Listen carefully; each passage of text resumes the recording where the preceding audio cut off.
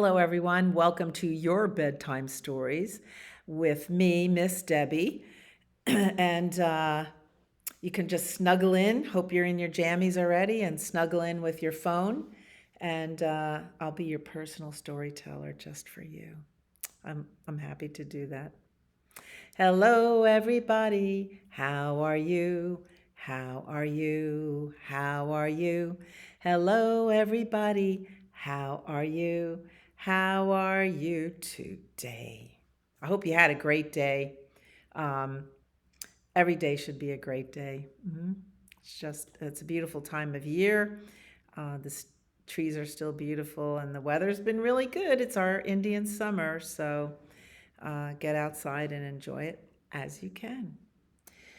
Alrighty, so we're going to do Thumpkin. So here's your two hands up, fists closed, put them in your lap. Where is Thumpkin? Where is Thumpkin? Here I am, here I am. How are you today, sir? Very well, I thank you. Run away, run away. Where is Pointer? Where is Pointer? Here I am, here I am. How are you today, sir? Very well, I thank you. Run away, run away. Where is Tall Lady? Where is Tall Lady? Here I am, here I am. How are you today, ma'am? Very well, I thank you. Stride away, stride away. Where is Ringman? Where is Ringman? Here I am, here I am. How are you today, sir? Very well, I thank you. Run away, run away. Where is Pinky? Where is Pinky? Here I am, here I am. How are you today, dude? Very well, I thank you. Skip away, skip away. Our story tonight is Curious George Visits the Library. Are you familiar with Curious George? He is a curious little monkey. And this time, he's going to visit the library like you do. Here he is peeking through some of the books. This is George. He was a good little monkey and always very curious. Today, George and his friend, the man with the yellow hat, were at the library.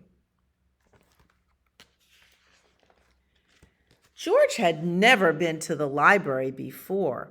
He had never seen so many books before either. Everywhere he looked, people were reading. Some people read quietly to themselves. But in the children's room, the librarian was reading out loud. It was story time. George loves stories. He sat down with a group of children to listen. The librarian was reading a book about a bunny. George liked bunnies. So the man in the yellow hat, he's going off to the adult room, and he left George there. Behind the librarian was a book about a dinosaur. George liked dinosaurs even more than bunnies. He hoped she would read it next. But next, the librarian read a book about a train. George tried to sit quietly and wait for the dinosaur book to be read. But sometimes it is hard for a little monkey to be patient.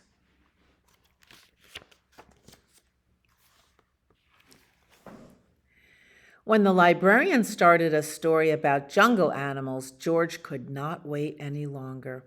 He had to see the dinosaur book. He tiptoed closer. "Look, a monkey!" shouted a girl. The librarian put her finger to her lips. "We must be quiet so everyone can hear," she said nicely. "But there's a monkey," said the boy. The librarian nodded. She smiled. She agreed. When she finished reading the jungle story, the librarian reached for the dinosaur book. Where did it go? And where was George? George was all ready to take the dinosaur book home and read it with his friend when another book caught his eye. The book was about trucks. George wanted to take it home too. And here was a book about elephants. George loved elephants. He added it to his pile. George found so many good books, he soon had more than he could carry. He leaned against a shelf to rest. Squeak went the shelf. Shh, said a man. Squeak went the shelf again, and it moved. Why, it wasn't really a shelf after all. George had found a special cart for carrying books. What luck! Now George could carry all the books he wanted. He rolled the cart between the shelves and stacked up books about boats and kites and baking cakes. He climbed higher to reach books about cranes and planes. At last, George had all the books he could handle. He couldn't wait to head home and start reading. And right in front of him was a ramp leading to the door. George was curious. Could he roll the cart all the way home? Down the ramp George went. The cart rolled faster and faster. Stop! A library volunteer shouted. Come back here with my cart. But George was too excited to listen. The cart was picking up speed and George was having fun. Whee! Until crash! George and the cart ran into a shelf of encyclopedias. Books flew up in the air, and so did George. He landed in a big pile right between O and I, O and P. Encyclopedias are very heavy, so when you crash into them, they're not going to move. Oh no, moaned the volunteer when he saw the mess George had made. How am I going to put away all of these books? I'd like to borrow this one, said a boy from Story Hour, and I'll take this one, said a girl. With help from George and the children, the books were sorted in no time. Soon there was just a small pile of George's favorites left. Would you like to take these books home with you? The volunteer asked George. Then he took George to a special desk and helped him get his very own library card. George was holding his brand new library card when his friend arrived with a stack of books of his own. There you are, George, he said. I see you are all ready to check out. George and his friend gave their books to the librarian. She smiled when she saw George's pile.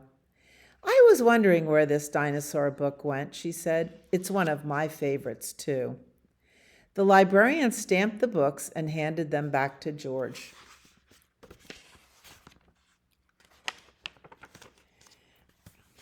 With the books under one arm, George waved goodbye to the volunteer, the librarian, and the children from Storytime. Come see us again, George, the librarian said, waving back. Enjoy your books. And he did. The end. I hope you check out books at the library to bring home and enjoy at home. We have a lot of books, and we have dinosaur books, just like George likes. And guess what?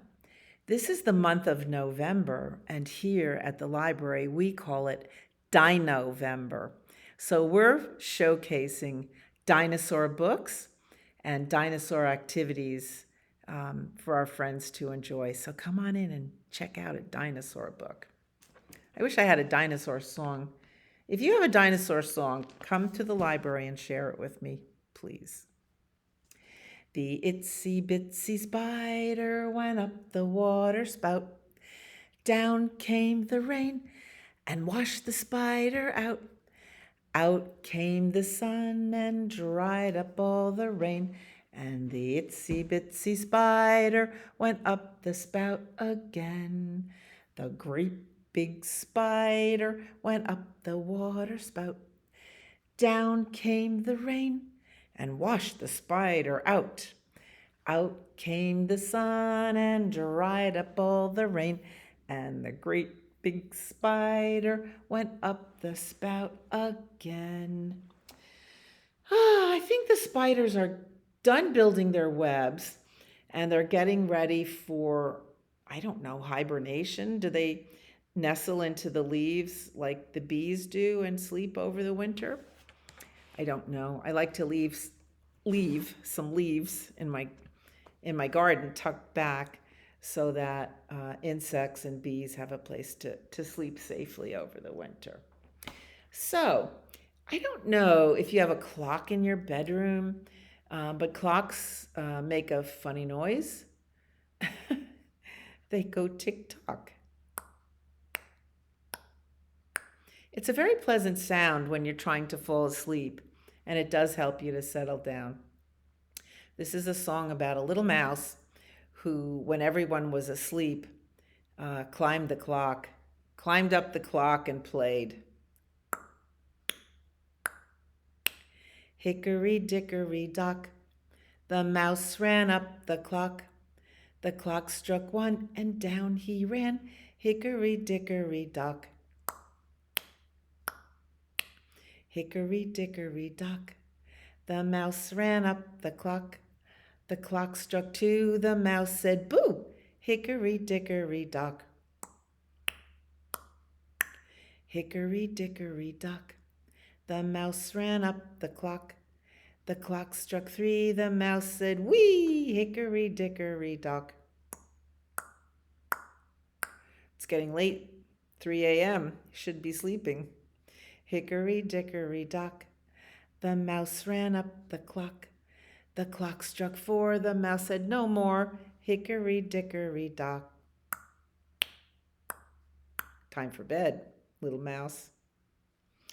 Okay, well, I have another story for you. Where's Spot?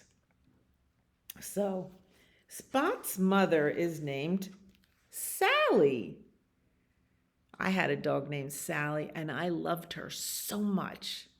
There's their feeding bowls, and Sally has already eaten her dinner, but Spot has not. That Spot, he hasn't eaten his supper.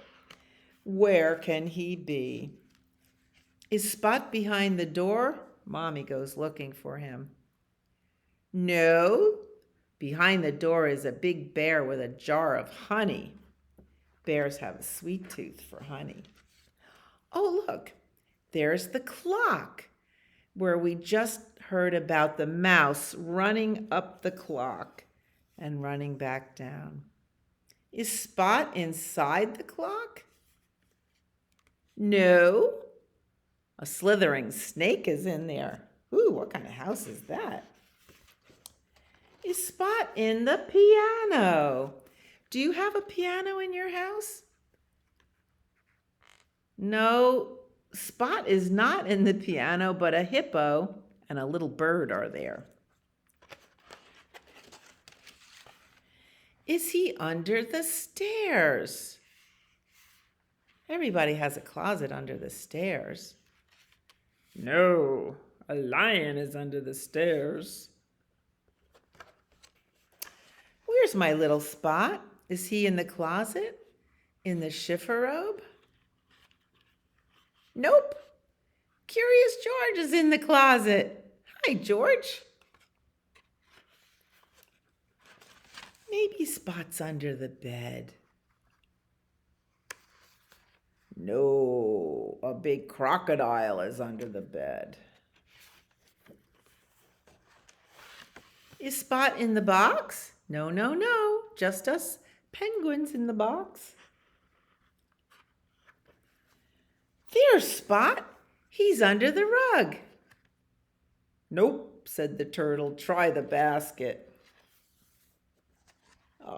Let's see.